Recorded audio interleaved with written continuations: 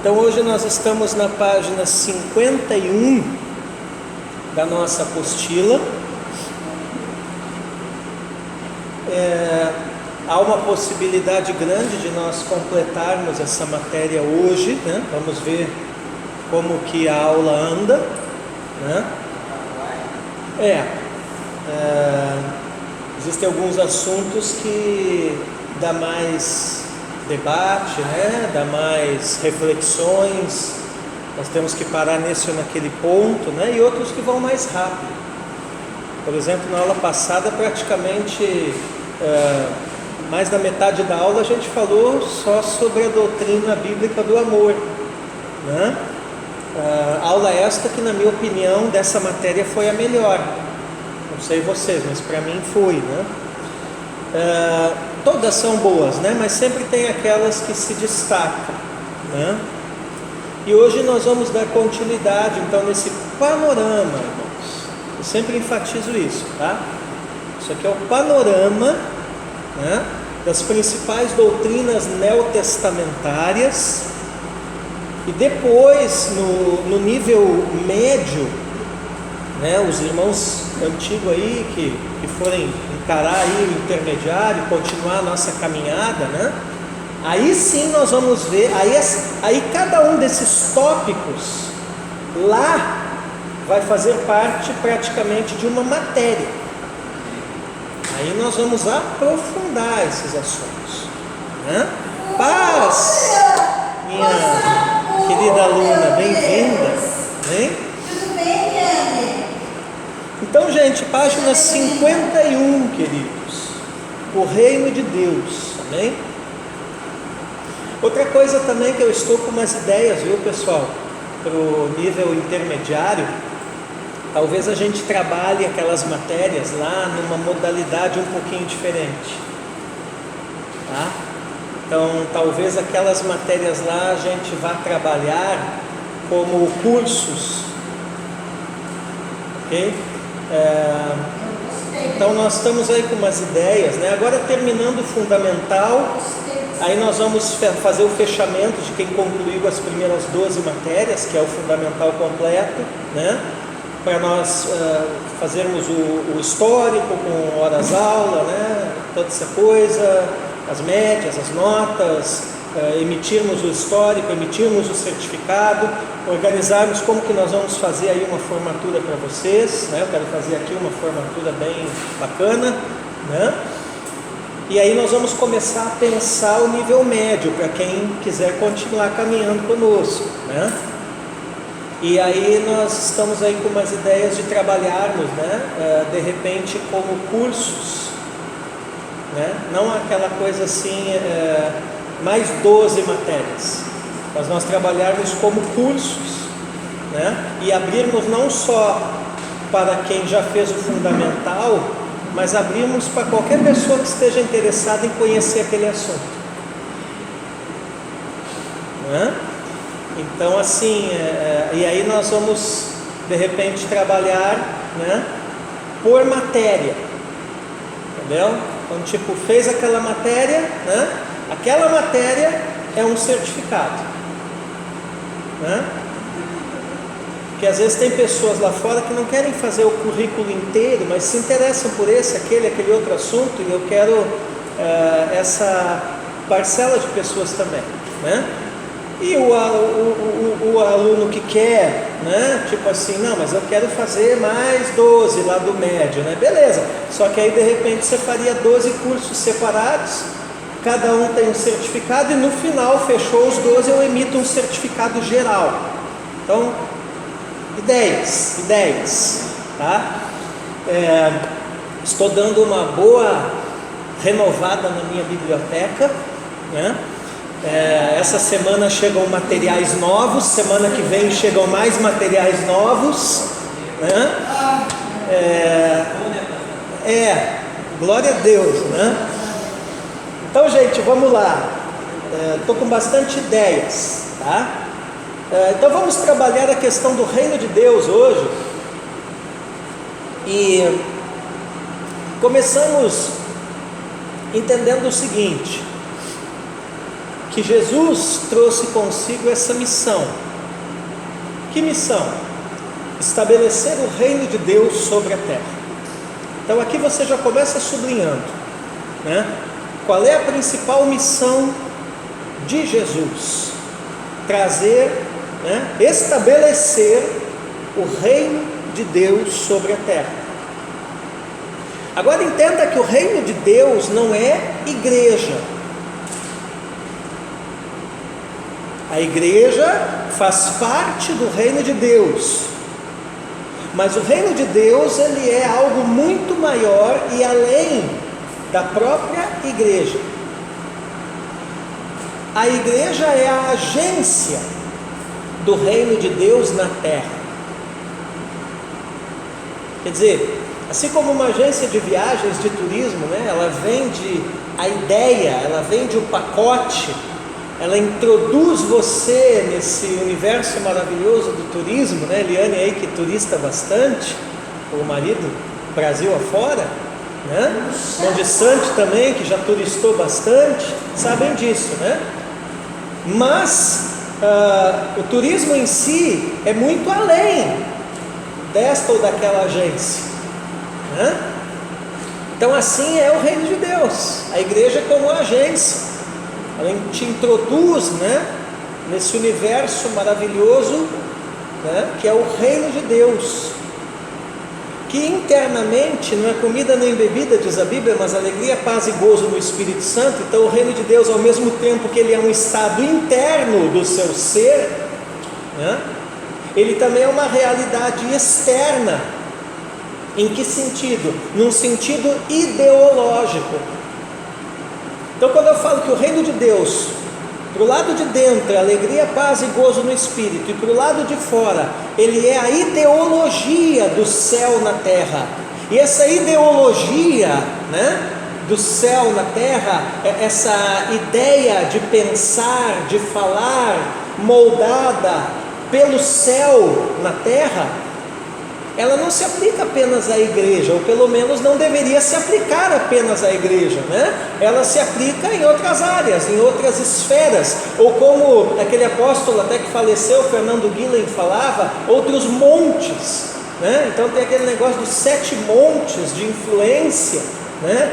Política, artes, economia, eu não lembro agora de cabeça todos eles, né? Família, né? Então isso é o reino de Deus, tá? A ideologia do céu na terra, né? Nas áreas de influência da sociedade humana, e a igreja é a agência que proclama essa mensagem aos homens. Lembram do querigma que nós estudamos, né? E proclamando essa mensagem do evangelho aos homens, mediante arrependimento e fé da parte desses homens, os introduz nessa realidade eterna, nessa realidade maior, nessa realidade cósmica, nessa realidade que ao mesmo tempo é palpável, é material, é presente, mas também, né, é imaterial, é futura, né? Isso é o reino de Deus.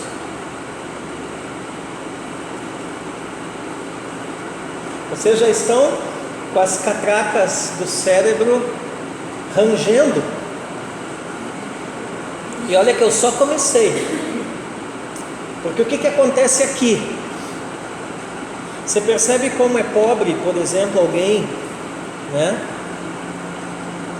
que imagina o reino de Deus apenas como a igreja, e digo mais, imagina o reino de Deus apenas como a sua denominação, né? Isso é de uma ignorância e de uma pobreza e de uma falta de compreensão bíblica, de cultura bíblica tremenda.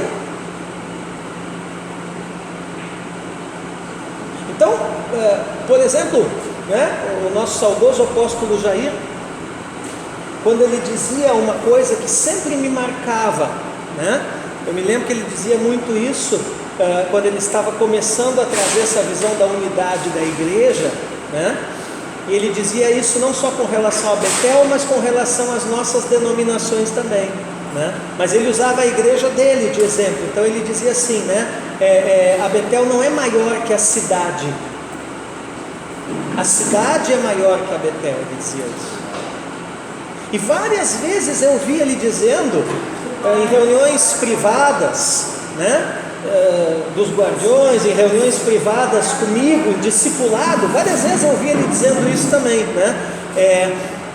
A cidade não existe em função da Betel, a Betel existe em função da cidade. Quer dizer, o que ele estava querendo dizer com isso? Isso se aplica a Betel, a Restauração, a Garagem da Bênção, a qualquer denominação. Ele estava querendo dizer o seguinte, que o reino de Deus é maior. Ele estava querendo dizer o seguinte, que uma igreja sozinha, isolada, né, ela não conquista uma cidade. Por mais que ela cresça numericamente, ou patrimonialmente, eu posso abrir congregação da Restauração aqui, em cada bairro da cidade eu tenho uma igreja da Restauração, mas a cidade em termos de reino de Deus, ela não será tocada dessa forma. O que toca a cidade em termos de reino de Deus? A unidade da igreja na cidade. Por quê? Porque o reino é maior que a própria igreja. E o que alavanca a igreja para entender isso e entrar nessa esfera de coisas que é maior, que é mais alta, que é melhor, que é superior, é justamente quando começa a haver unidade. Entendeu? Então, na verdade, assim, boa parte, né, do que a gente vê por aí hoje em dia, de ministérios, de pregadores, de líderes, de obreiros, falam do reino de Deus, pregam até o reino de Deus, né? Dizem que o reino de Deus é importante, mas teologicamente, queridos, no fundo, eles não entenderam nada do que é o reino de Deus, né? O apóstolo Jair, quando ele começou a entender, né? Quantos anos ele tinha de ministério? Acho que uns 40 já, 50, né? De Sante aqui antigo, sabe bem disso, né? Quando foi que o apóstolo Jair começou a entender o reino de Deus? Eu vou dizer para você, quando ele começou a focar na unidade da igreja na cidade. Ali ele deu um sinal para ele mesmo e para os irmãos na época: estou começando a entender o reino de Deus. Paz, Malaquias. Oi? Fala alto para os outros.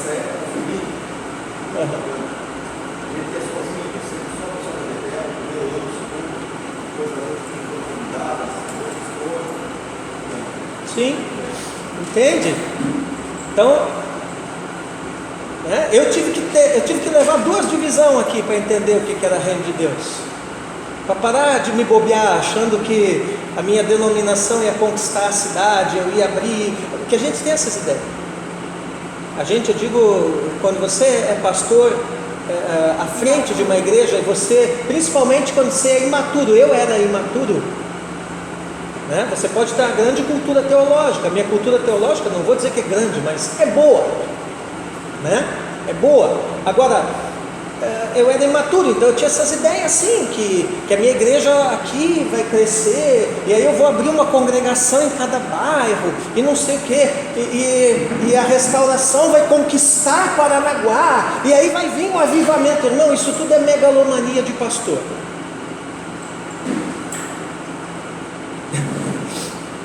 Então todo ministério tem a fase meio, né? Você lembra aquele desenho Pink e o Cérebro, né? Que eles vão dominar o mundo e tal. Todo o pastor, né? Quando ele está no processo de amadurecimento do ministério, ele tem essas megalomanias, essas doideiras, entendeu? E o pior é que ele bota isso na cabeça dos crentes. Eu botei muitos na cabeça dos irmãos. O problema é quando você bota isso na cabeça dos irmãos e a coisa não acontece, né? Que foi o que aconteceu comigo. E aí eu tomei 2 divisões para deixar de ser besta. Não vou dizer que o que aconteceu aqui não teve rebelião, não teve o diabo, teve tudo isso daí no meio. Mas eu também tive a minha parcela de responsabilidade pela minha imaturidade em algumas coisas que hoje eu não faço mais, nem penso mais, quanto mais dizê-las. Digo aqui em sala de aula para vocês, né? E aí você amadurece e entende assim, que a tua denominação, os irmãos, o prédio, o teu patrimônio e tal, isso tudo são ferramentas. É como um martelo, uma chave de fenda, uma coisa lá na tua casa para você fazer um serviço, e que existe um monte de outros ministérios, um monte de outra gente que vai trabalhar em outras partes desse grande maquinário que é o reino de Deus numa cidade, que trabalha em partes que você nem sabe que existe e nem imagina que eles estão lá funcionando, mas eles estão, porque é pelo Espírito. E aí em unidade a máquina funciona e a cidade começa a ser impactada, e não vai ser impactada quando nós queremos ou como nós pensamos, mas é no tempo, modo e propósito do Senhor. Então o reino de Deus é muito maior do que a própria igreja, e é muito maior do que qualquer denominação numa cidade, num estado, num país. E isso tudo, né? O nome do jogo é unidade. Por isso que Jesus, quando faz lá a sua última oração, oração sacerdotal, né? Você pode ler, meu querido. Toda oração sacerdotal é clamando a Deus em favor do quê? Em favor da unidade dos que viessem a crer nele. Por que ele está orando em favor disso?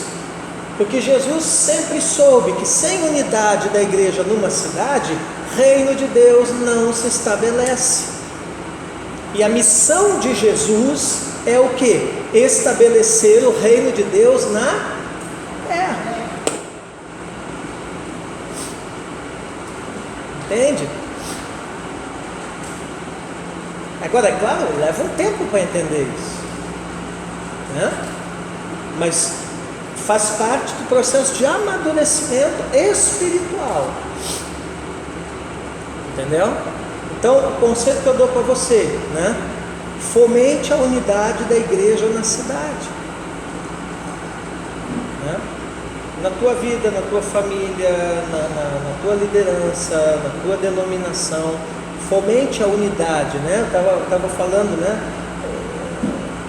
O meu referencial, claro, Jesus, né? Mas aqui na terra, apóstolo Jair, né? O apóstolo Jair é isso. Cara com 40 e poucos anos de ministério, só que ele entendeu um dia, isso que eu estou ensinando aqui para vocês na teoria, ele entendeu na prática. O dia que ele entendeu isso na prática, o que ele fez? Ele começou a entender e valorizar a unidade da igreja. Entendeu? Claro que a minha denominação continua, está tudo certo, entendeu?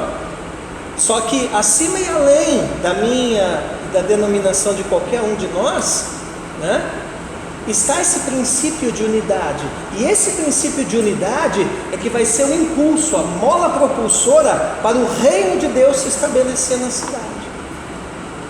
Se nós tentarmos fazer isso a nível de denominação, não, a garagem da bênção vai estabelecer o reino em Paranaguá, não vai. Eles podem de repente estar estabelecendo o reino lá na rua onde é a igreja, na quadra, no bairro, tudo bem.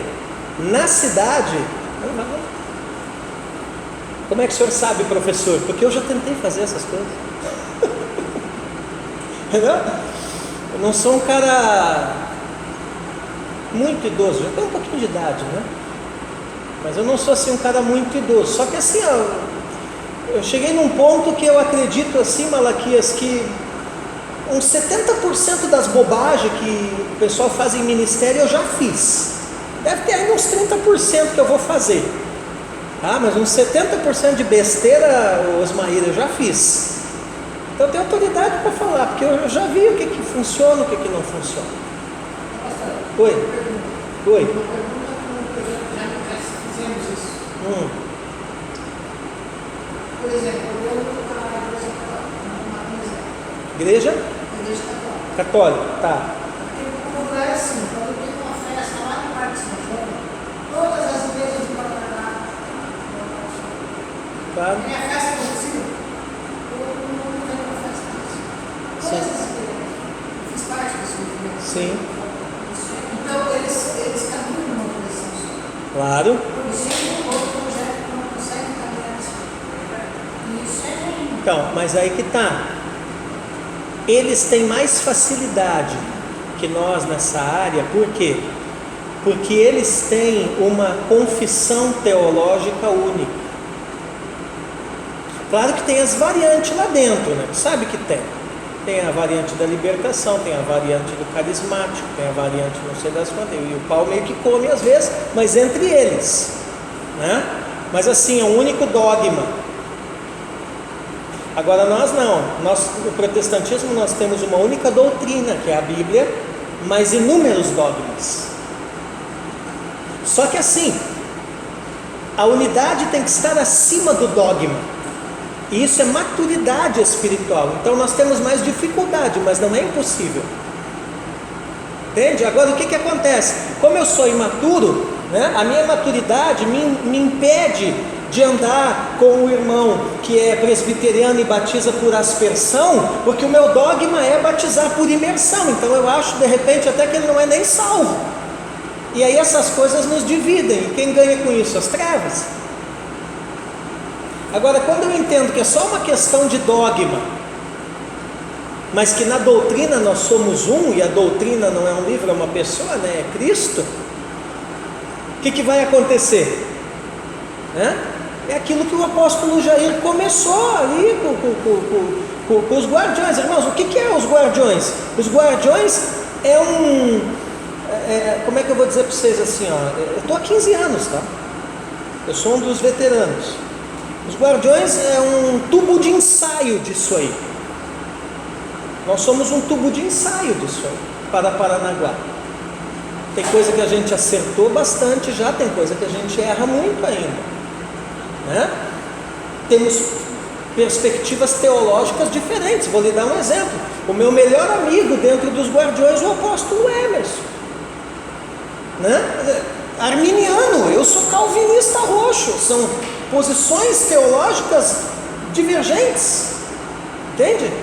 Mas não me impede de andar com ele, não me impede de tê-lo lá como apóstolo que substituiu o apóstolo Jair, escolhido por todos nós no grupo. Eu não tenho problema com o apóstolo Emerson, por quê? Mas assim, se tu sentar para bater teologia, a minha teologia não tem nada a ver com a dele. Entende? Só que a gente consegue perceber os pontos que nos aproximam e trabalhamos em cima desses pontos. Mas volto a dizer para vocês, isso é uma questão de maturidade ministerial, né? E com os outros guardiões também. O apóstolo Emerson tem um exemplo. Com outros guardiões também. Na verdade, ali no nosso grupo é uma salada de fruta teológica, entendeu? Tem pastores ali, estão chegando pastores novos agora, né? Estão aí acho que uns 2 novos, né, que começaram a andar, completamente diferente. Mas aí você entende na maturidade que as diferenças não nos separam, elas nos completam. E esse é o nome do jogo. Você não consegue andar em unidade se você não entender que as diferenças completam. Enquanto você continua a encarar as diferenças como um elemento de separação, você não consegue andar na unidade. Entende? Então assim, o que os católicos entenderam, Malaquias? Voltando à tua questão, eles entenderam isso daí. Só que eles têm uma vantagem em cima de nós. Eles têm uma dogmática só. Hoje isso é impossível de fazer no protestantismo. Mesmo que se quisesse fazer, seria impossível. Então de nós protestantes exige caminhar uma milha a mais, em termos de amadurecermos e percebermos que a confissão teológica, que o dogma do meu irmão batista tradicional, presbiteriano, episcopal, menonita, metodista, ou do meu irmãozinho lá, neopentecostal radical, né, do homem do chapéu, tá? É o dogma dele. Eu quando quase morri de Covid, eu tomei água ungida do homem do chapéu lá, sem problema, meu irmão. Por quê? Porque eu amadureci, eu entendi que... meu irmão, e também entre a água ungida, né, Eliane, e o caixão, eu prefiro a água. Levado de tudo, Levado de tudo, meu irmão. Entende? a minha cunhada toda cheia de, né, não sei, né, se o Alessandro vai aceitar, porque quando eu era imaturo, eu preguei muito contra. Claro que eu não faço essas coisas, mas se eles fazem, acreditam que cura, que salva, abençoa, liberta, se eles acreditam que de alguma maneira isso colabora no processo, na vida de alguém, deixa eles fazerem. Que nem te falar, não sei se dá pra cá esse troço, pá. Tomava com os remédios, mal não vai fazer. Se foi orado, uma coisa que foi orado não vai me fazer mal. Agora você pergunta, o senhor acredita nisso, né?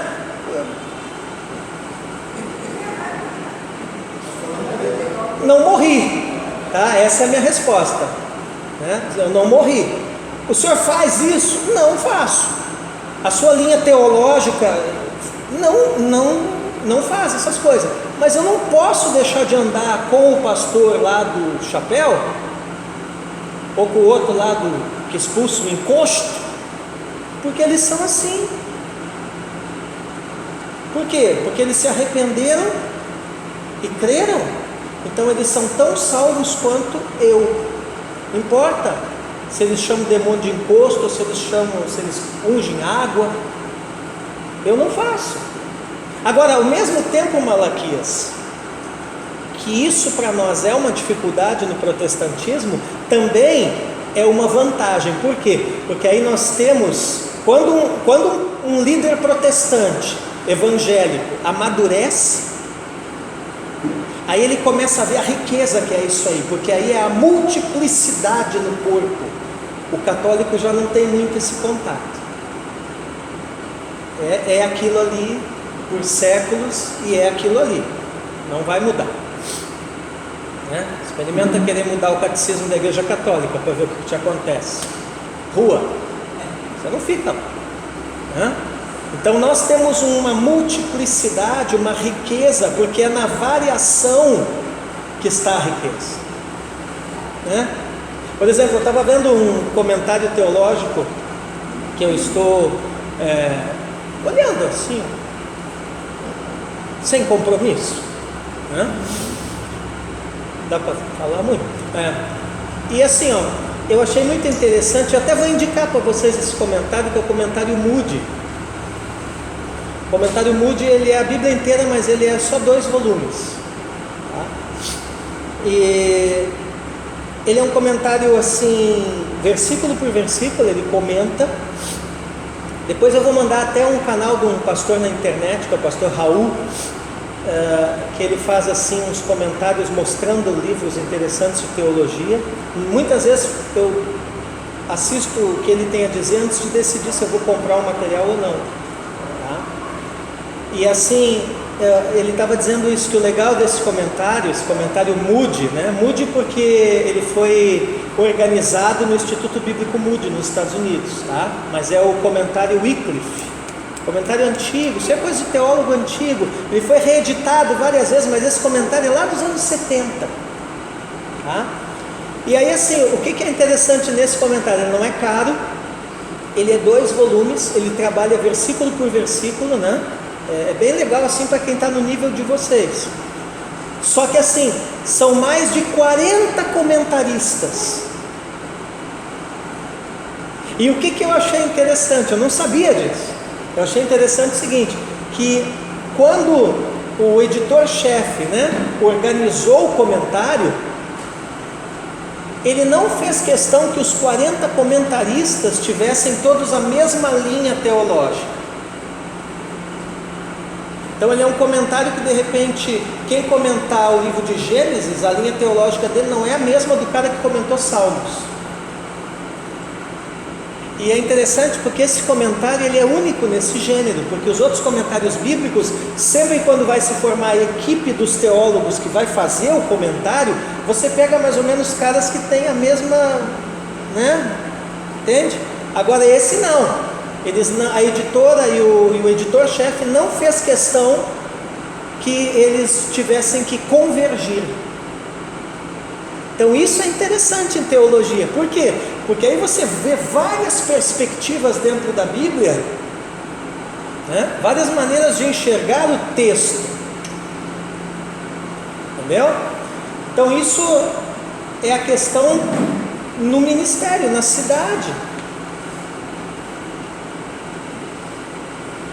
Então, voltando aqui, Lucas 8:1 afirma que Jesus iniciou seu ministério anunciando o evangelho do reino de Deus de aldeia em aldeia, porque para isso havia sido enviado à terra, e assim o fez. Amém? Vamos ler juntos aqui? Aconteceu depois disso que Jesus andava de cidade em cidade, de aldeia em aldeia, pregando e anunciando o evangelho do reino de Deus. Iam com ele os 12 discípulos. Então veja o que Jesus está pregando e anunciando: o evangelho, a boa notícia do reino de Deus. O reino de Deus chegou. E o reino de Deus, eu volto a dizer, é a cultura, é a ideologia do céu na terra. Tá? Não tem nada a ver com denominação, com 4 paredes de igreja, com o pessoal que segue essa ou aquela linha teológica. Vai muito além. Eu estou falando de coisas celestiais. Eu estou falando do evangelho eterno. Tá? A Bíblia nos mostra que o reino de Deus será herança para aqueles que cumprem a sua vontade. Então, qual é a sua herança no céu? Tem que no céu eu vou andar em ruas de ouro, calçadas de cristal. Irmão, desmistifica.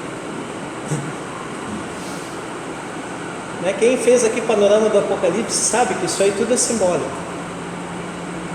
Isso tudo fala da riqueza que será, o ambiente celestial. Galardão é prêmio, tá? Eu já chego lá. Então o que acontece? A herança dos salvos na eternidade, é o tesouro do reino, que é o rei. Como é que chama o rei? Quem é o rei? Jesus.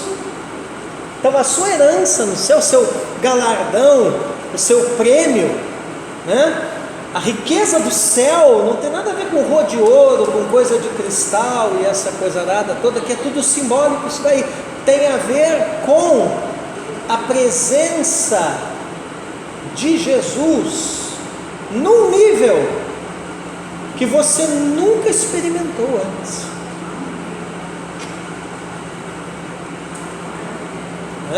Então entende? A riqueza do reino é o rei, o tesouro do reino é o rei, o galardão do reino é o rei. E o trabalho não termina lá, pelo contrário, é lá que ele vai realmente acelerar. Por quê? Porque aí haverá um novo céu, uma nova terra e uma criação toda nova. E os salvos ali, no mesmo chamado de Adão, de dominar, multiplicar, crescer, ou seja, trazer o domínio do reino. Então, assim como um reino no mundo físico, ele tem os seus nobres, e os seus nobres são responsáveis, por condados, ducados, regiões do reino que são dadas a esse, aquele outro nobre, e esse nobre ele tem os seus cavaleiros. É bem essa ideia medieval. Administram regiões, Assim será com os salvos na eternidade vindoura. E qual será o critério para que esses níveis de autoridade sejam distribuídos? O critério é as obras, porque salvação é pela fé, mas galardão é pelas obras. Então aí sim haverá uma avaliação das suas obras, e se você foi como o servo vigilante que recebeu os talentos e os multiplicou, lá naquele tempo, naquele ambiente, acontecerá o acerto de contas, e você dirá: Senhor, aqui estão os 5 que me deste, mais 5 que eu ganhei. Ó servo bom e fiel, você vai administrar tal coisa. Agora enterrou, ele vai dizer: servo inútil e preguiçoso, qual é a vaga que tem sobrando aí? Ah, bobo da corte, bota esse cara.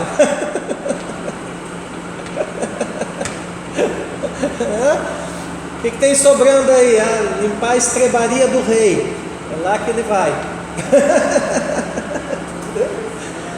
Então, né? E glória a Deus, e se alegre porque está no reino, né? Está no reino. Entende? Então essas são as tais das obras que Paulo fala de ouro, prata, pedras preciosas, mas tem também gente que a obra é madeira, feno e palha, e que os olhos do rei, quando avaliar essas obras na eternidade, vai ser algo tão intenso como se fosse um fogo. Isso é simbólico, tá? Não é que sai fogo dos olhos de Jesus, né? É que vai ser algo tão intenso essa avaliação, que se a obra do cara é uma obra perecível, ela vai queimar e entra na eternidade meio que chamuscado. Aí Paulo diz: todavia o mesmo será provado como que pelo fogo, mas entrou, nem que seja para limpar a estrebaria do rei lá, mas o cara está lá. Agora, quer ser nobre no reino, né? Quer ser o barão Malaquias, barão, né? Entendeu? Quer administrar uma grande porção do reino para o rei, né? Suas obras sejam de ouro, prata e pedras preciosas. Aí você vai dizer: mas o que são obras de ouro, prata e pedras preciosas, né? São as obras feitas no Espírito, entendeu? Não são aquelas obras feitas para Deus sem Deus, que muita gente faz, mas sim as obras feitas no Espírito, as obras vivas. Por isso que a Bíblia fala de obras vivas e obras mortas. São as obras vivas. Amém? Ah, bem-vinda. Paz. Eu estava me perguntando por onde que andava. Vocês estão vendo como uma coisa encaixa com a outra? Né? Passagens bíblicas que nós olhamos e nos parece que não tem muito sentido. Pega mais um dele. Né? Pode pegar, lá tem cadeira de volta. Lá, ó, lá na mesa, ó, Beira, tem mais um. Então, eu estou na página 51, tá? Falando do reino de Deus. Vários textos das Escrituras nos falam sobre o reino de Deus como herança para os seus, que foram lavados no sangue do Cordeiro. Dentre esses destacam-se 1 Coríntios 6, 9 ao 11. Vamos ler juntos. Ou vocês não sabem que os injustos não herdarão o reino de Deus? Não se enganem, nem imorais, nem idólatras, nem adúlteros, nem afeminados, nem homossexuais, nem ladrões, nem avarentos, nem bêbados, nem maldizentes, nem roubadores herdarão o reino de Deus. Alguns de vocês eram assim, mas vocês foram lavados, foram santificados, foram justificados no nome do Senhor Jesus Cristo e no Espírito do nosso Deus. Amém? Olha ali Efésios 5:5 ainda, ó. Fiquem sabendo disso: nenhuma pessoa imoral, impura ou avarenta, porque a avareza é idolatria, tem herança no reino de Cristo e de Deus.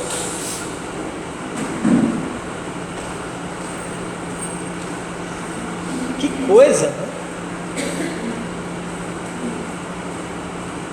Por isso que o reino de Deus é maior que a igreja, porque tem um monte de gente dentro da igreja que não vai entrar lá.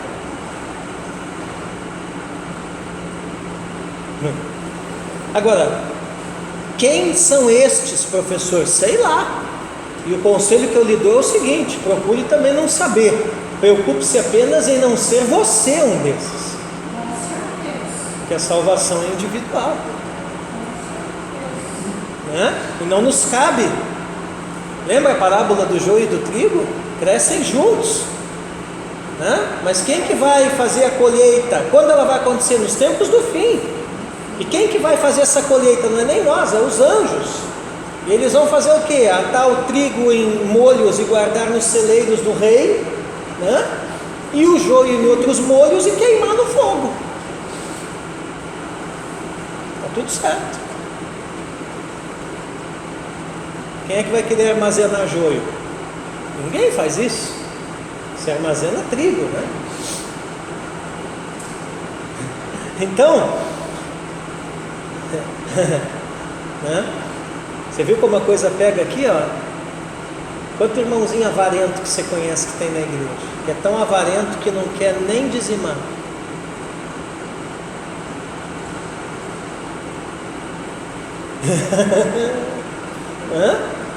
É uma forma de avareza. Então, cuidado. Às vezes tem coisas que a gente pensa que não tem nada a ver, mas tem tudo a ver, porque indiretamente elas estão conectadas. Eu não estou dizendo que salvação é por dízimo, não estou dizendo isso, ou por oferta, mas a Bíblia está mostrando o quê? Que o ato de você não ser avarento, em qualquer área, não precisa ser só dízimo e oferta, em qualquer área, né? Ele de alguma forma indiretamente está ligado com o assunto da salvação, no sentido que a avareza, né, ela não manifesta Deus na minha vida, pelo contrário, ela manifesta que alguma coisa está errada, né? Então a lógica da Bíblia é o seguinte: você tem Deus? Tenho, então manifeste Ele. Como que eu manifesto Ele? Né? Sendo perfeito? Não, porque perfeito ninguém é, né? Mas me aperfeiçoando no Senhor a cada dia.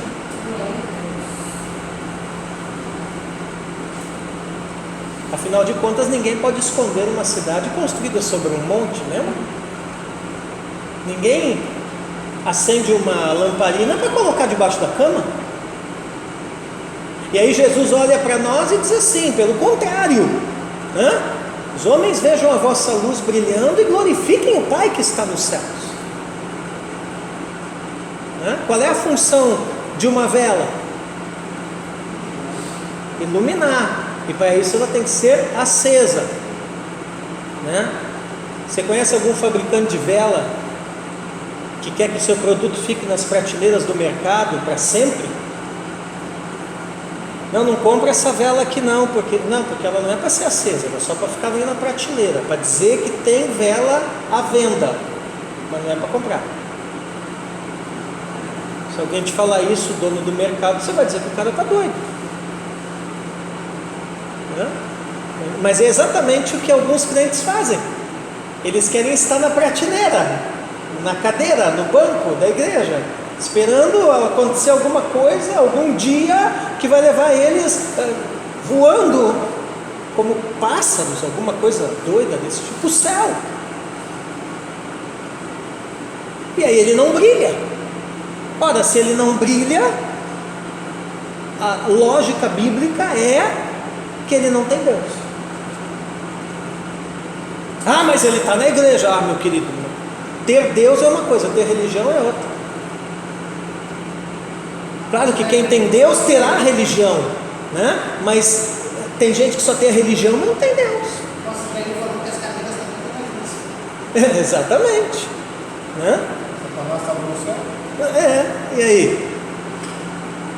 Está entendendo como uma coisa sutil? Sutil e radical, né?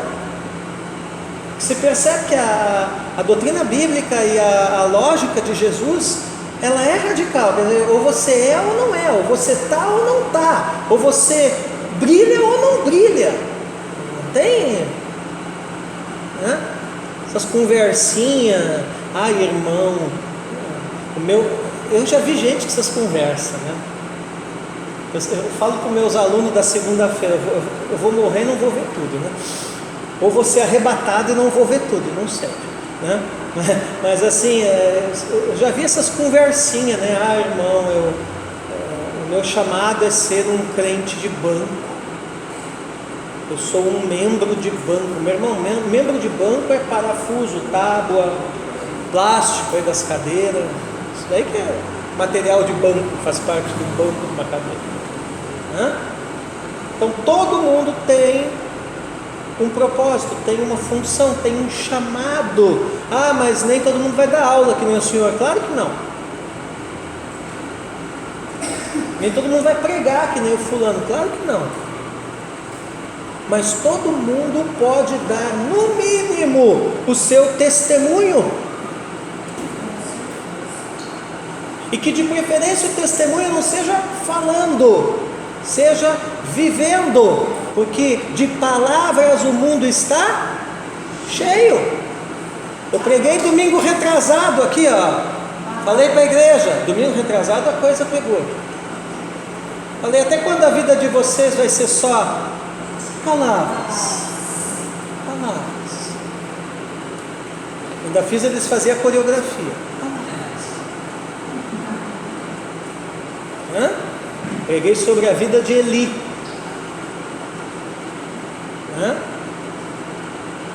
Falei para eles, Eli foi advertido do que estava acontecendo na sua família, chamou os filhos, mas foi só palavras, porque não tomou atitudes de repreendê-los, no sentido de castigá-los, corrigi-los. Eles continuaram pecando. E o que aconteceu? Toda a descendência foi para o buraco. E assim eu tenho visto muitos crentes na nossa geração, só palavras. Muitos pais, pai, filho, mulher, pastor. Irmão, o que tem de Eli na nossa geração não está no gibi. É só palavras. Pastor, pois eu já falei para ele, de quando é que você vai parar de falar e vai agir? Porque se a coisa fica só no papo, né? E não é só para ele, para ela, para mim mesmo, né? Pastor, pois eu sei que a minha vida tem que mudar, irmão. Eu pastorei a mesma igreja há 24 anos. Tem gente que eu ouço falar isso há 24 anos. E vai ano, vai decreto, vem Hanukkah, recebe decreto, isso e aquilo. Você chega no fim do ano e faz a avaliação, o balancete da vida do cara, não mudou nada. Eu digo, poxa vida, mas vamos lá, né? Jesus não desiste, né? Vamos tentar aí Vai que no 25º ano a coisa engrena. Uma hora tem que engrenar, né? Então, assim como tem gente que muda muito rápido, né? E você vê aquele irmão, aquela família, aquela pessoa, ele, né? Ano após ano ali na igreja, sempre tem uma coisinha que ele melhorou, que ele conquistou, que ele avançou. Não estou dizendo de coisas materiais, patrimônio espiritual, né? Do mesmo modo, eu acho que na igreja de vocês também acontecem essas coisas, não sei, né? Tem aquele irmãozinho que passa 10 anos, 15 anos, 20 anos, o cara está igual, ou até retrocedeu. Entende? Eu tenho um aqui assim, aí eu pergunto, o cara chega aqui, eu pergunto para ele, irmão, tudo bem? Como é que tá? Tá indo, né, pastor? Aí me olha com aquela cara deslavada e diz assim, a cada dia se esforçando para melhorar, né? Meu irmão, isso daí é conversa fiada. Aí um dia ele me pegou com as guampas meio tortas ali na frente. Eu estava meio brabo que os crentes estavam tudo atrasados para chegar no culto aqui. E aí eu peguei e falei para ele, pois é, né? Você está cada dia melhorando há mais de 20 anos, mas quando é que você vai melhorar de verdade? Ficou me olhando assim. É caminhando, né? Pois é, mas você está caminhando para onde, meu filho? Porque eu te vejo que essa conversa é do caminhando há 24 anos, 20 anos, e você não sai do lugar. Não entendo isso, só se você caminha numa esteira de academia. Aí o cara caminha, não sai do lugar. Já saiu do caminho. É.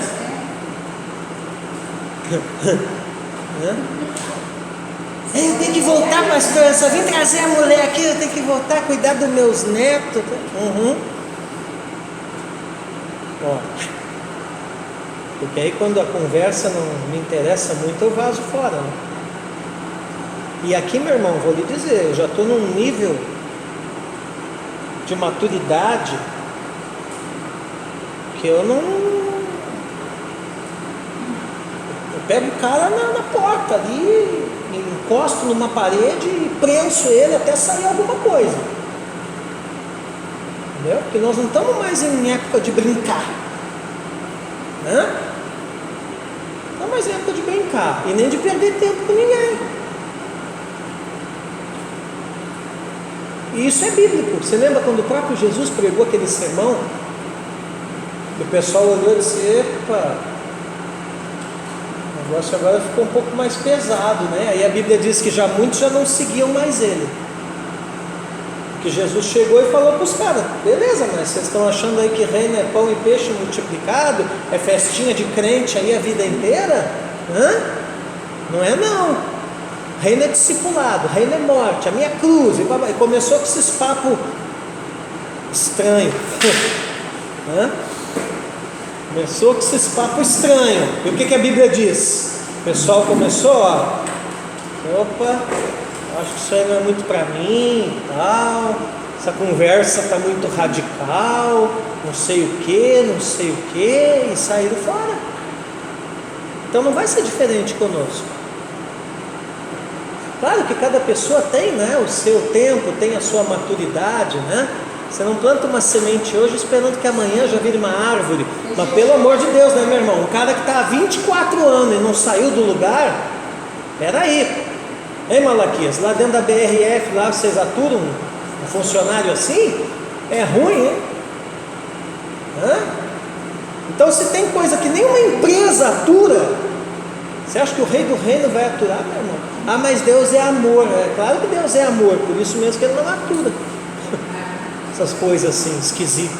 É que tem crente que acha que a Bíblia é um romance, né? Na verdade, a Bíblia não é um romance, ela é espada. Ela é uma espada. Fica pensando essas coisas aí, que vai ser um romance com um final triste para muita gente.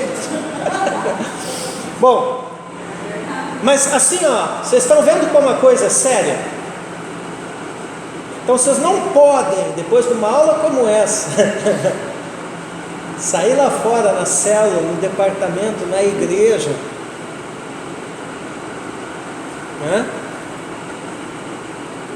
sem esse entendimento.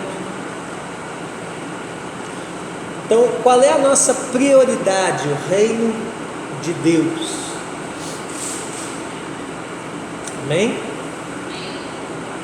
Jesus é claro ali, gente, em Mateus 6,33, versículo que todo mundo fala, mas quase ninguém entende, né? Vamos ler ali no slide? Mas buscai primeiro o reino de Deus e a sua justiça, e todas estas coisas vos serão acrescentadas. Então ali, devemos buscar em primeiro lugar o reino de Deus, e as demais coisas serão acrescentadas. E a pergunta é: que reino é esse? Vamos ver o que a Bíblia diz. Lucas 22, 28 ao 30. Vamos abrir aqui. Lucas 22. Vamos lá.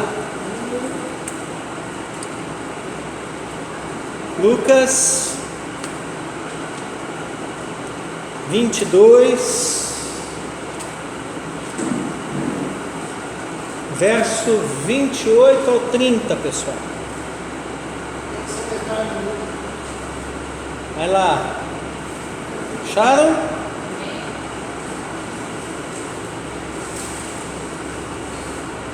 Então quem achou, leia aí bem alto. Vós sois os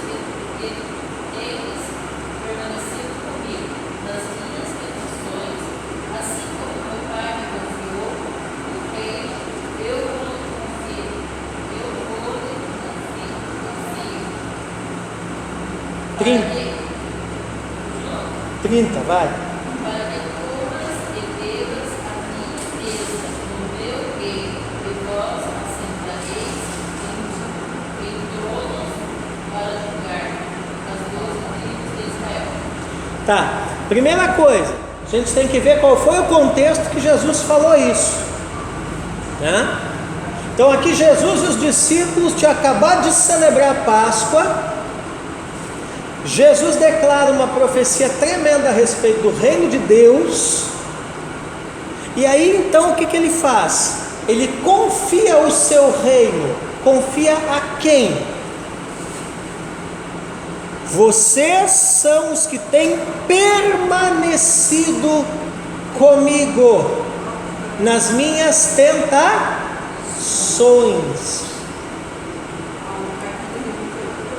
Por vocês terem continuado fiéis a mim nesses dias terríveis. Isso.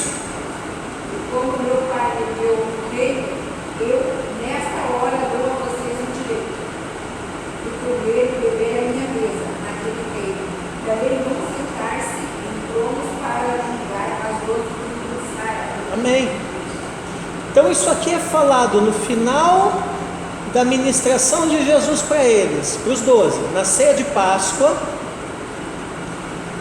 E veja que Jesus termina aqui o seu ensino confiando o reino aos seus discípulos.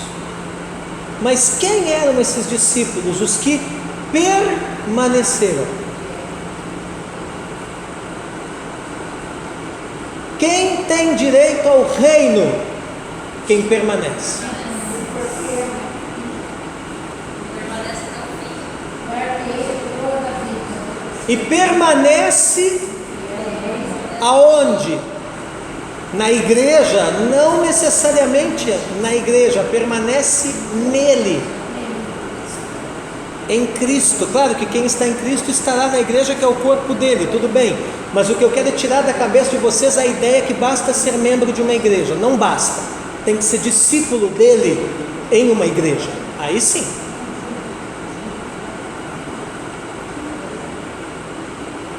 E outra, os que permaneceram com ele nas suas tentações. Ou, como é que diz a tradução da irmã Joias? 28?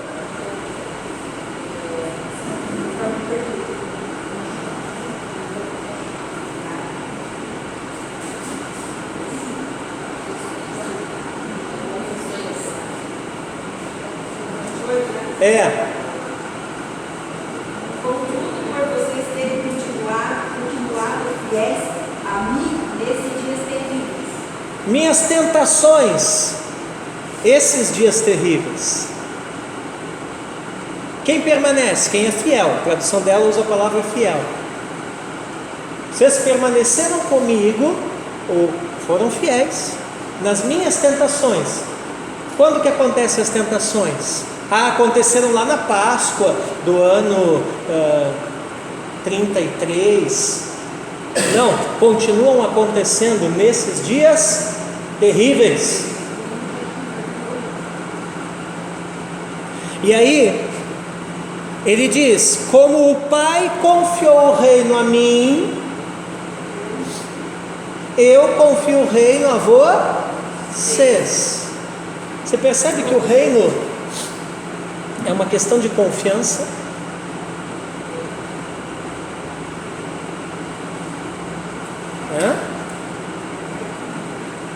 E aí quando ele fala ali de comer e beber à mesa com ele, claro que isso também é simbólico, fala da comunhão, né?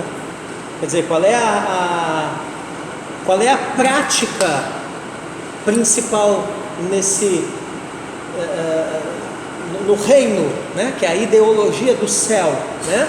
É a comunhão com ele e com o corpo dele, que é a sua igreja.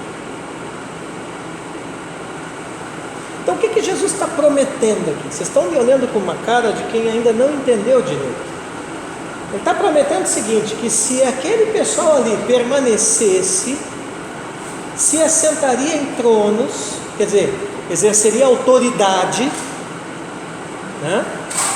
E participaria do banquete do reino, quer dizer, teriam acesso íntimo a Ele, uma comunhão próxima com Ele.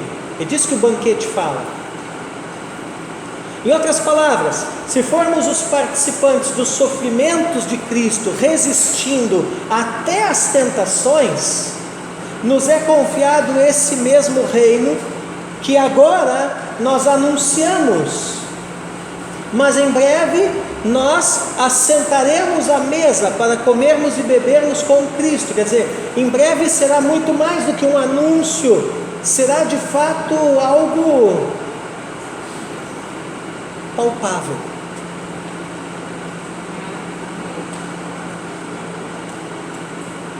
Amém? Só terminar esse pedacinho para nós tomar um cafezinho. Então, antes de subir aos céus, Jesus deixou a missão para os discípulos. E essa é a mesma missão da igreja, meu irmão, nada mudou. A gente tem umas viagens na cabeça da gente, a gente fica pensando que as coisas mudaram. Qual é a missão? Estabelecermos o reino de Deus por onde passarmos. E o que é o reino? É a ideologia do céu na terra, não é a placa da minha igreja. O que é o reino? É a ideologia do céu na terra. Para mim fazer isso eu não preciso construir um prédio, um templo.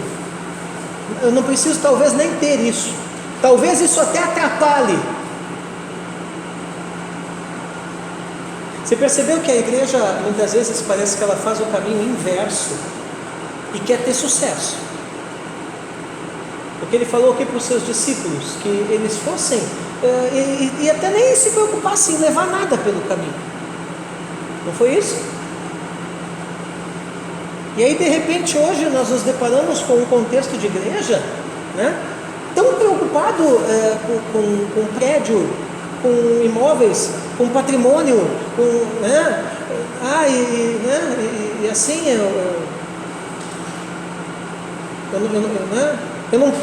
eu não posso ceder o meu prédio para a igreja do Osmair fazer um culto aqui, porque não é a minha denominação e vai dar problema, e a diretoria, o meu estatuto, e Deus me livre. Irmão, dane-se essas coisas. Eu vou dizer para vocês, estatuto aqui na restauração é só para inglês ver. Eu nem olho para aquilo, ele está lá engavetado uns 20 anos numa gaveta lá, eu só dou uma renovada uma vez que outra na vida e pronto. O que manda na igreja é isso aqui, ó. Bíblia. Estatuto tem que ter, a questão legal, tá, tudo bem, mas é Bíblia.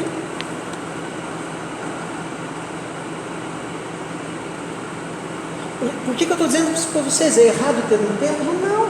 É errado ter um imóvel? Não. O senhor quer? O senhor gostaria de ter um imóvel? Claro que eu gostaria. Quem não gostaria, né? Gostaria. Uma chácara para mim fazer retiro. Olha, o imóvel dos meus sonhos, né? Um internato, uma escola de teologia com internato. Né? Gostaria, mas essas coisas são só ferramentas, gente. Isso não é o reino. Nós vamos ser arrebatados, esse troço vai ficar tudo aqui. Esse lugar aqui pode virar um depósito de arma para o anticristo. Depois que nós formos arrebatados, irmão de santo. Então isso aqui não pode me prender de levar o reino. E o que é o reino? Vamos bater na tecla. A pastora disse: o senhor repete muito, mas o aprendizado se dá por repetição. O reino é a ideologia do céu na terra, é o estilo de vida do céu na terra, é o discipulado do céu na terra, com prédio sem prédio, com imóvel sem imóvel, com carro sem carro, no templo, na casa, na empresa, no refeitório, no ônibus, na beira do campo de futebol, na faixa portuária, dentro do navio lá na madruga, compartilhando. Talvez você fez isso algumas vezes com alguém, né? Isso é o reino, entende? Ele vai entrando. Por isso que o Império Romano não resistiu, porque os nossos irmãos primitivos tinham essa percepção. E aí nem o Império Romano conseguiu, porque o reino foi se alastrando de uma maneira pela corrente sanguínea do império, que daqui a pouco, né, isso é como um vírus, né? Daqui a pouco o império estava tomado pelo reino, e o império império, né? O reino virou o império. Aí qual foi a sutileza do diabo? No intermediário nós vamos estudar isso na história da igreja. O que o diabo fez? Colocou patrimônio na vida da igreja. Usou Constantino para fazer um decreto e dizer, não, agora vocês são a religião oficial do império, e aí agora chuta os pagãos para fora dos templos deles, dá uma pinturinha, muda um pouquinho a arquitetura e vamos dizer que é um templo cristão, e vocês vão ser tudo bancado pelo Estado. Pô, quem que não quer ser funcionário público, né? Só que o problema com isso foi o quê? Que aí a igreja começou a achar que isso aí era o reino. Entenda uma coisa, o diabo ele nunca vai tentar te paralisar na visão, ele paralisa a igreja na missão. Qual é a visão? Pregar o evangelho a toda criatura. Mas qual é a missão? Discipulado. Ele não precisa tentar te parar nessa visão, porque a visão, o nome diz, ela é uma perspectiva apenas, ela é teórica. Agora, o que a missão faz? A missão põe a visão em prática. Vou repetir, a missão põe a visão em prática. Então a visão é ganhar almas, pregar o evangelho, proclamar o reino. Mas como que isso vai acontecer na prática, né? Pela missão. Como é que chama a missão? Discipulado. Fazei discípulos, disse Jesus. Então o que o diabo faz? Ele paralisa a igreja no discipulado. O diabo não tem problema se você continuar sonhando, desde que isso seja apenas um sonho. O diabo não tem problema se você continuar na visão, desde que ela seja apenas uma visão, e nada mais que isso. Agora, se isso começar a se tornar uma prática, aí o diabo vai se levantar. Então o que ele fez no início? Né? Ele oficializou a igreja através de um documento. Cuidado com os documentos dos homens. O que o diabo fez? Botou estatuto na igreja. Agora tem além da Bíblia tem um papel. Aqui esse papel diz que esse imóvel que antes era do pagão, agora é de vocês. Que legal! Esse papel também diz que agora os líderes de vocês têm direito a ganhar isso. Que legal! Esse papel aqui também diz que agora vocês podem até perseguir os antigos donos aqui. Legal! E aí a igreja, saiu do eixo. Saiu do eixo. Então volto a repetir. Todas essas coisas, irmãos queridos, são ferramentas e nada mais. Esses dias eu cedi o meu templo aqui para um pastor reunir o pessoal dele. Várias ideias, né?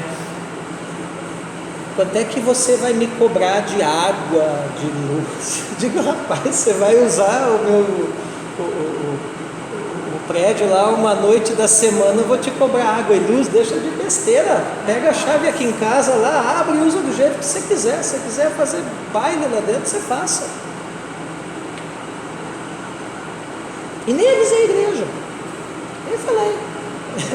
Aí um dia ele estava usando aqui, chegou um pessoal aí lá me falou, o pastor fulano está lá com o pessoal dentro, eu digo, eu emprestei. Eles podem usar lá, se precisar mais dias a gente libera, nós não estamos lá usando mesmo. Entendeu? Porque se isso aqui não servir, para que eu vou ficar com esse troço aqui na minha mão? Vocês estão me olhando com uma cara, porque vocês sabem que isso é verdade, mas que ao mesmo tempo, infelizmente, tem muita gente que vai na contramão disso que eu estou dizendo. Agora, é claro, eu não estou te dizendo isso para você chegar nesse pessoal e fazer uma guerra, uma revolução, porque não é a maneira, não é assim que a mente das pessoas muda. Como é que você muda a mente das pessoas? Mudando você mesmo.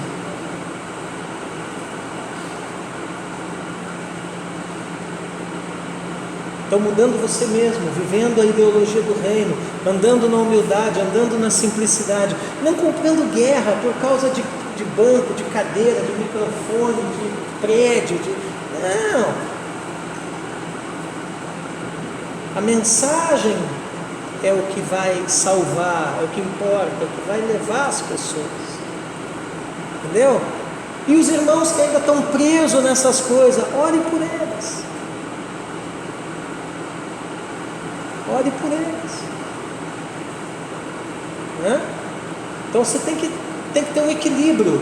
Eu tenho cuidado quando eu digo isso para os alunos nas aulas, né? Eu sempre faço questão de fazer essa ressalva. Tem que ter um equilíbrio. Você não pode participar de uma aula como essa e sair daqui achando que você é o Che Guevara evangélico. Você vai chegar lá e fazer uma revolução no arraial. Para com essas loucuras. Não existe isso. Realidades não se mudam dessa forma. O nome do jogo é maturidade. E o que é algo maduro? É algo que levou um tempo para chegar no ponto certo para colheita. Então não é que irmãos que ainda estão apegados a essas coisas, ministérios que ainda estão apegados a essas coisas, não é que eles estão errados, não é que eles são do diabo. Para com essas loucuras aí na sua cabeça. É simplesmente que eles precisam amadurecer. E você pode colaborar para eles amadurecerem, testemunhando, intercedendo, sendo uma bênção para a vida deles. E o processo não compete a nós, o processo compete a Deus. O problema é que nós queremos fazer a coisa acontecer, né? E é Deus quem faz acontecer. E aí um belo dia esse líder, esse ministério, esses irmãos, essa igreja, sei lá, esse grupo vai amadurecer. E aí eles vão perceber que existem coisas muito mais importantes, muito mais acima, muito mais além. As verdadeiras riquezas são as riquezas eternas. Amém? Então, queridos, olha só, Atos 19:8 menciona que Paulo falava ousadamente, persuadindo a todos a respeito do que? Do reino de Deus. Vocês percebem que os apóstolos sempre batiam nessa tecla?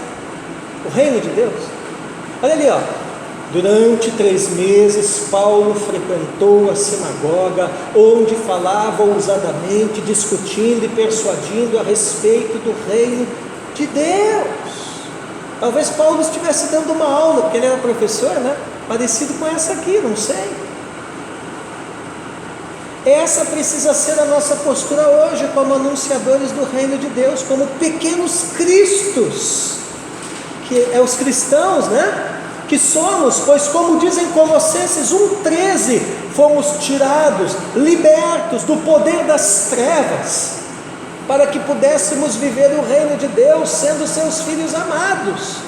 Ele nos libertou do poder das trevas e nos transportou para o reino do seu Filho amado. Amém? Muito bem, então agora vamos falar do novo Consolador. E quando falamos de novo Consolador, nós estamos mencionando o que Jesus em pessoa disse aos discípulos, né? E o que ele diz? Ele voltaria para o Pai, mas que Ele deixaria para nós quem?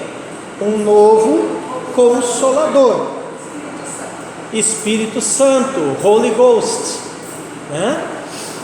Como está escrito em João capítulo 14. O Espírito Santo é a terceira pessoa da Trindade. Em outras palavras, o que a Ellen está dizendo aqui? Que Ele é Deus, né? E desde o início da história da criação, Ele está mencionado. Então em Gênesis 1:2, quem paira?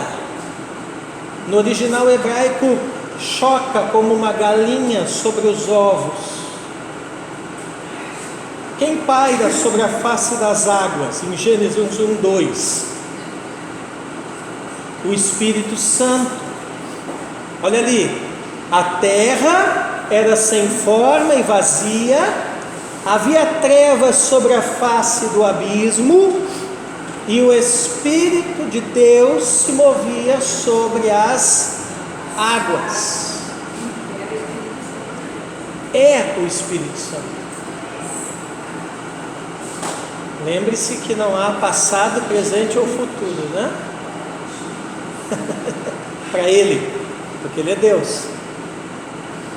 Assim como Ele está presente aqui dentro de cada um de nós nesta aula na noite de hoje, Ele está pairando sobre a face das águas.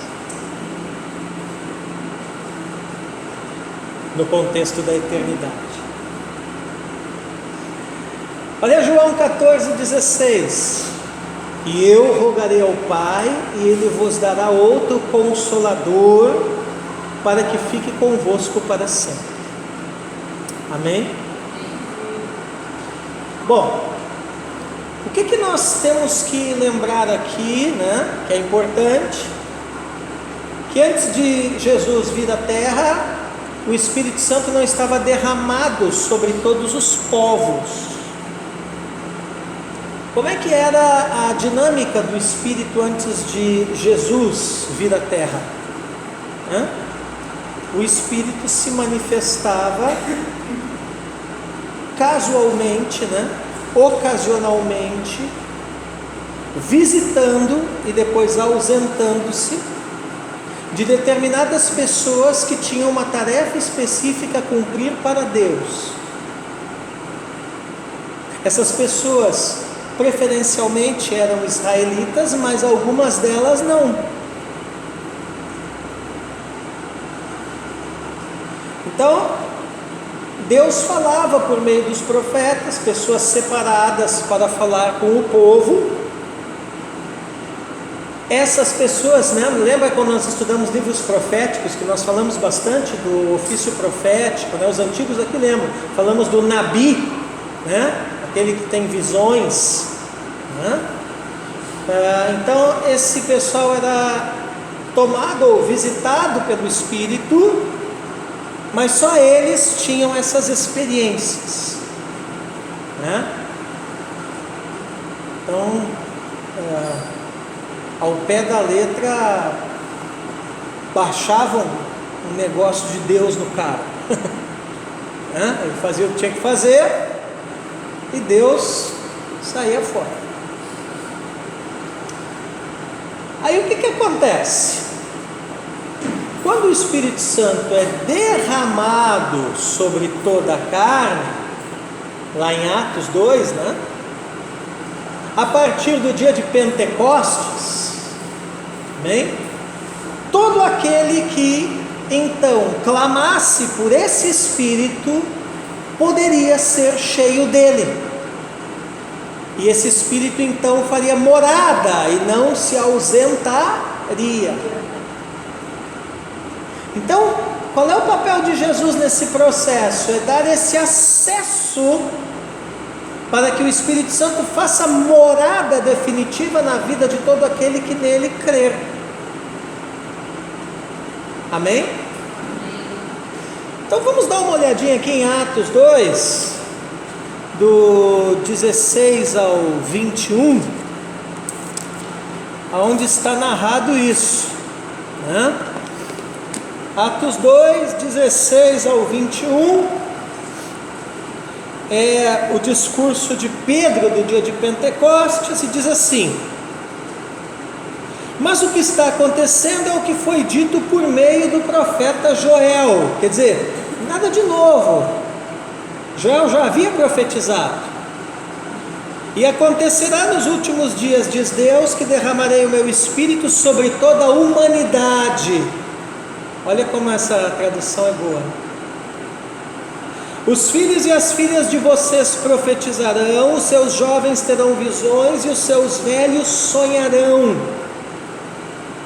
Até sobre os meus servos e sobre as minhas servas derramarei o meu Espírito naqueles dias e profetizarão.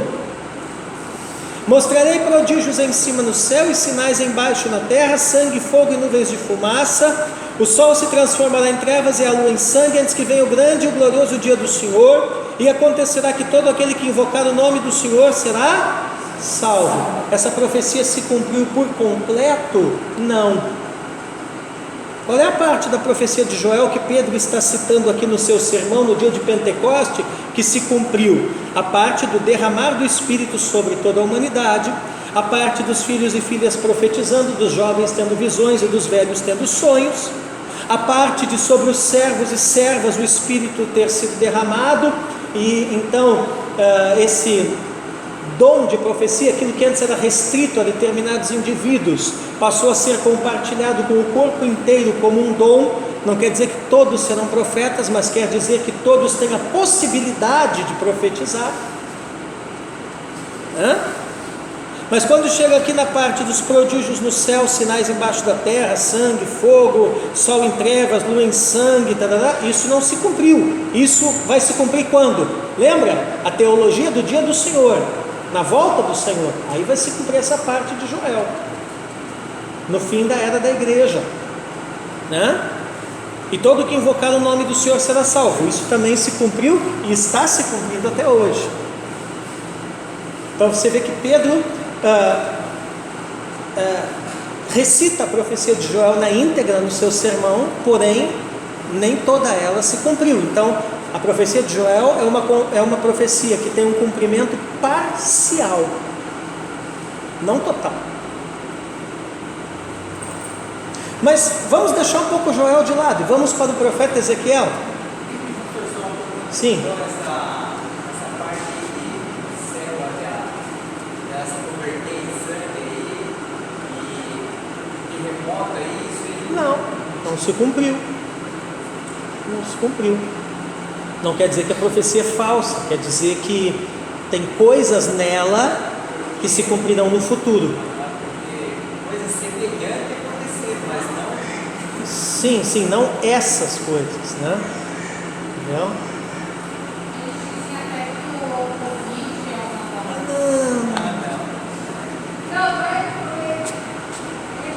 Eles, não nós, eles. Não, pelo amor de Deus. Agora o Pix também já é anticristo. Então eu estou endemoniado, porque tem aluno que me paga no Pix. Não.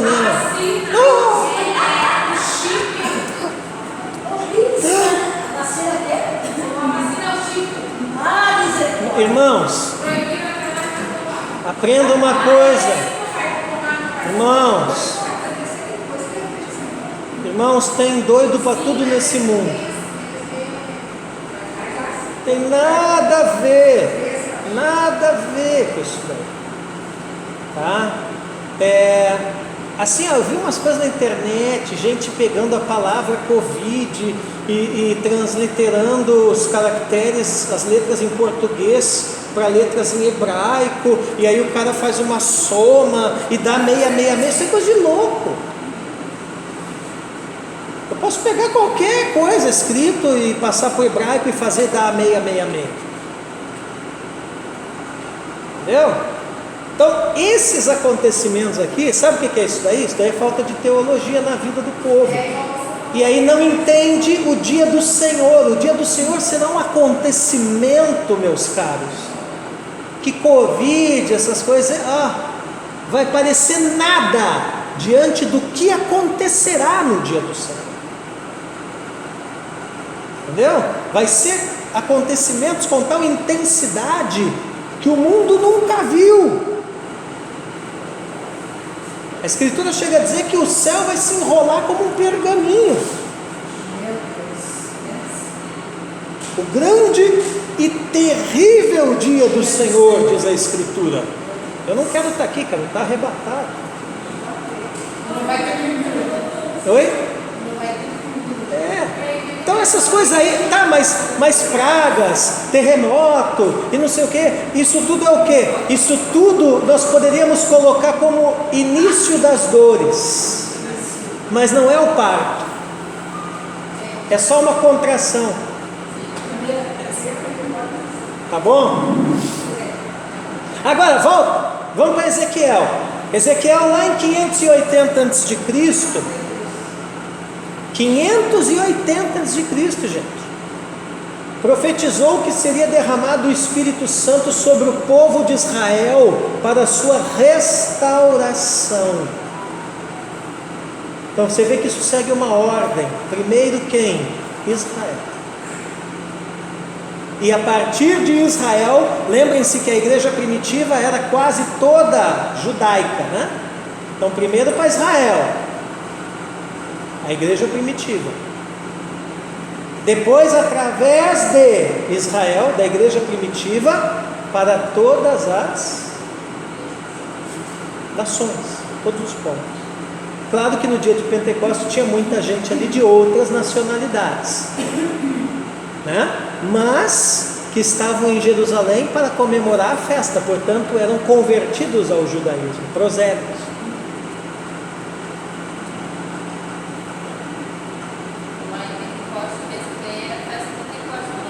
Eita, mistério.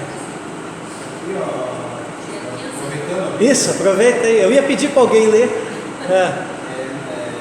Naqueles dias, em Maria, o meu espírito sobre meus servos e sobre minhas servas edificarão. E servos e servas, isso é o homem, no lugar. Sim, quer dizer, aqui fala humanidade, mas quais da humanidade? Os servos e servas. E através deles vai alcançar até os confins da terra. Oi?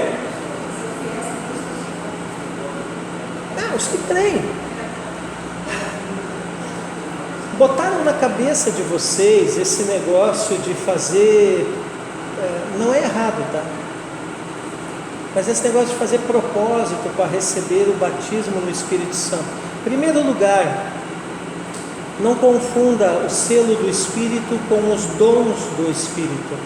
O selo do Espírito, todo mundo que se arrepende e crê é selado para o dia da redenção, selado no Espírito. O Espírito já mora nele. Agora, uma experiência posterior que é distinta é o transbordar do Espírito, que nós chamamos de batismo no Espírito, que aí está associado com o que nós chamamos de dons espirituais. Dons estes que a Escritura ensina que são para vós, para vossos filhos e para todos quantos o Senhor nosso Deus chamar. Quem está apto para receber o batismo no Espírito Santo, seja ele com a evidência de falar em línguas espirituais, ou com a evidência de algum outro dom, como a profecia, por exemplo. Quem está apto para isso? Todos quantos o Senhor nosso Deus chamar. Você é crente, é discípulo de Jesus, foi chamado por Jesus para a salvação no reino, você se arrependeu e creu, então você está apto para exercer os dons espirituais, para ser batizado do Espírito Santo. Ora, por que você então quer fazer a autoescola se você já é habilitado? Entendeu a comparação? Não, sabe o que eu acho desse assunto?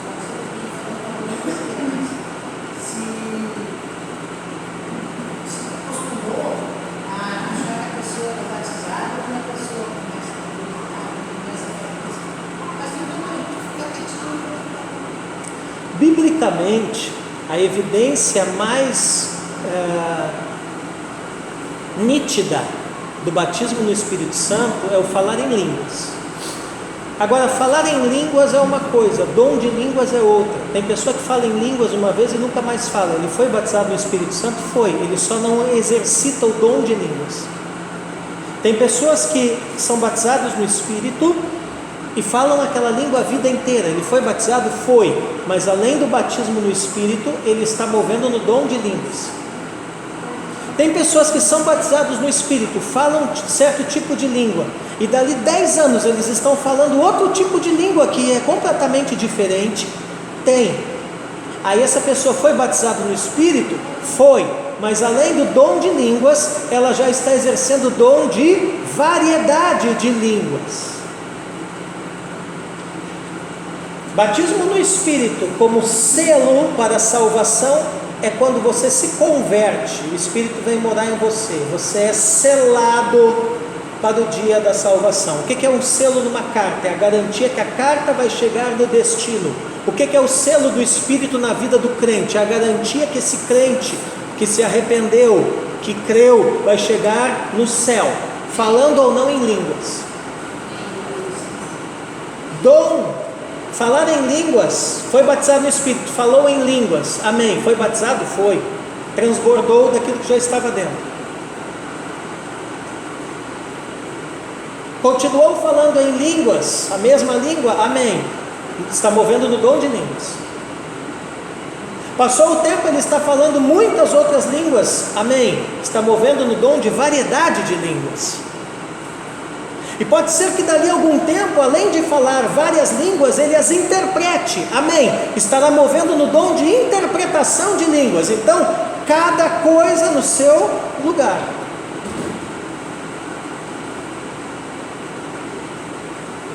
E tira da sua cabeça essa história, línguas estranhas. Não, línguas estranhas. É estranho isso. A língua dos anjos. Línguas espirituais, porque são do Espírito. Qual a vantagem disso? É que você está falando numa conexão direta com Deus, edificando-se a si mesmo. É a mesma coisa que você querer falar com o presidente da BRF. Você pode ligar e passar por 10 secretárias, mas pode ter um número que você liga direto para o celular do cara. As línguas espirituais é assim, é o número direto do trono. Você fala direto e edifica-se a si mesmo, você com Deus. Por isso que o crente que ora em línguas, por exemplo, ele vai ter um acesso, uma dinâmica espiritual muito mais intensa que aquele que não ora em línguas. Então aí que está a vantagem da coisa. Agora eu vou dizer que Deus não ouve a oração lá do irmãozinho que não fala em línguas? Não, Deus ouve também. Só que talvez o processo seja um pouco mais demorado. Se você for para o Japão e você for falar com um japonês, e o seu amigo que foi com você não fala japonês, ele tem que falar com um intérprete. O japonês lá vai entender mais rápido quem? Você ou ele? Você que fala japonês ou ele que tem que ter intérprete? Claro que é você que fala, porque no Japão se fala japonês. No Brasil se fala brasileiro, né? Não era para ser português, né? Mas enfim, né? Na Coreia se fala coreano, na França se fala francês, no céu se fala línguas espirituais. Cada país tem a sua língua. Cada reino tem a sua língua. O que é? Nós não acabamos de estudar? O que é lá? Que ao mesmo tempo já começa aqui, né? É o reino de Deus. O que são as línguas espirituais? É o idioma do reino. O que é a Bíblia? É a constituição do reino. Quem é Jesus? É o rei do reino. O que é a igreja? É a agência do reino. Você está entendendo? Tudo gira em torno de uma realidade maior, acima, além, reino.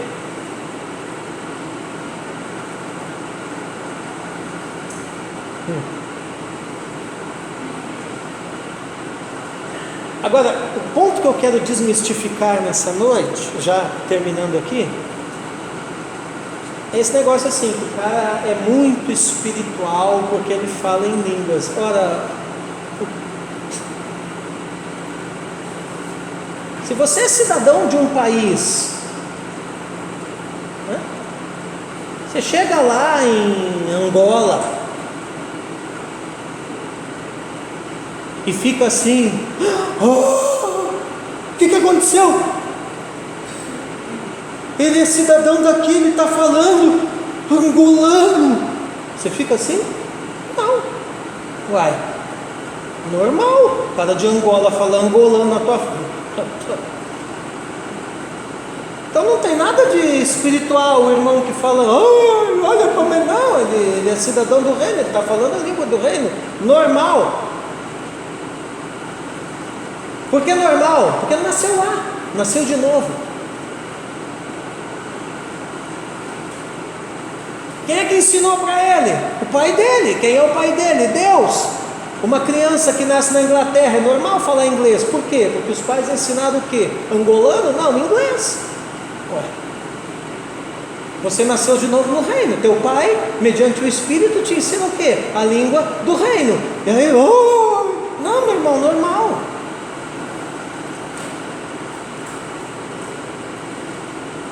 Você já viu a criancinha que nasceu na Inglaterra, foi criada por pais falando inglês, num lar inglês, na cultura inglesa. A criancinha dobrando os joelhos e orando em português para o pai dela, dizendo: pai, eu preciso me consagrar para falar em inglês. Não, é normal para ela, ela nasceu ali, ela foi criada no ambiente inglês. Então por que eu tenho que ficar fazendo 1001 campanha e voto e isso e aquilo para falar língua espiritual? É para vocês, vossos filhos e todos quantos o Senhor nosso Deus chamar. Quem ensina a falar línguas? O homem? Não, o próprio Espírito de Deus. E como é que eu falo em línguas? Pela lógica? Não, pela fé. Então o que me falta para falar em línguas? Fé. E fé é assim, você abre a boca e sai falando, pronto. Agora eu desmistifiquei geral, né? Abre a boca e sai falando, mas será que vai ser coisa da... Irmão, esses grilos que a gente tem, o céu não tem esses grilos. Não vai ser coisa da tua cabeça, porque você nasceu de novo, o Espírito Santo mora dentro de você. Como é que vai ser coisa da sua cabeça? A maior prova que não é coisa da sua cabeça é você pensar que é coisa da sua cabeça. Por quê? Porque aí é sinal que a sua carne, que não é espiritual, está querendo questionar. Meu irmão, quando a carne começa a querer questionar, pode ter certeza que é de Deus. Porque carne não questiona se é da carne. Carne não questiona se é da alma, mas se é do Espírito, carne questiona. Sabe como é que eu falei em línguas e falo até hoje? O dia que o meu pastor me ensinou isso, há quase 30 anos atrás, na igreja lá em Porto Alegre, eu digo: legal, é assim. Fui no culto de oração com os irmãos, abri a boca e comecei a falar em língua. Estou falando até hoje. Claro que hoje eu não falo mais a mesma. Isso mudou. Entende? Então tira da sua cabeça essa coisa. Não, é o irmão que é muito espiritual, que fez a campanha, parece que é uma elite. Não, isso daí é viagem, não existe isso. Fé. Simples assim. Então, você que ainda não fala em línguas, mas não botaram a mão na minha cabeça. Não, para com essas viagens, velho. Isso aí é tudo religiosidade. Onde é que está na Bíblia que tem que botar a mão na cabeça do cara, que tem que soprar na cara do cara, que não sei quem tem que cair para trás, cair para frente, cair para o lado, grudar na parede? Meu irmão, isso... Não se apegue, pode até acontecer essas coisas aí, mas é manifestações. Não se apegue a essas manifestações, eu sei. Entendeu? Se apegue na Escritura. A Escritura diz que Deus já liberou e que você, filho do reino, é direito seu falar a língua do reino. Mais do que direito, é normal você falar a língua da casa do teu pai. Mas e se eu não falar, o pai não me ouve? Não, ele ouve também, porque ele é o pai de todas as línguas. Mas essa é a língua paterna. Pô, que chato. Tem que vir com esse amém, encerrar a aula. Hoje, se me deixar, eu vou até meia-noite. Então marque aí slide 213. Amém? Para a próxima aula.